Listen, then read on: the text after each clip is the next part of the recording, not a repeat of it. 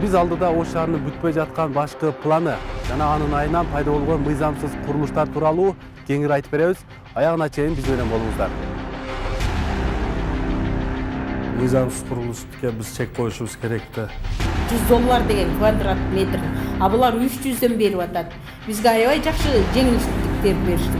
Өтүп кеткен жок. Жакындап калды. Но красный линияга мына жерге 1 метр калыш керек болгон болсо, 340 болобу, мына өзүбүз жайса эле. Ал жерде туруштан бурун бардык документтерин алып, уруксатты алып, анан башташ. Эми ушулар биздин үйүбүздү куруп беребиз деп аракет кылып атса, ар жактан бут тосуулар болуп атат да. Ал мыйзамсыз курулушка түрткөн биздин өзүбүздүн система. Бир эле архитектурага түртүп коюп, бекитип коюп, анан кийин архивге салып коюп, толтурган материал. Мурунку жашоочулар ар бир квартирада Мамлекет тарабынан коюлган система ошондо мыйзамсыз капалып атат. Айла жок да. Мына жерге чыгып турган мен силерге көрсөтөм.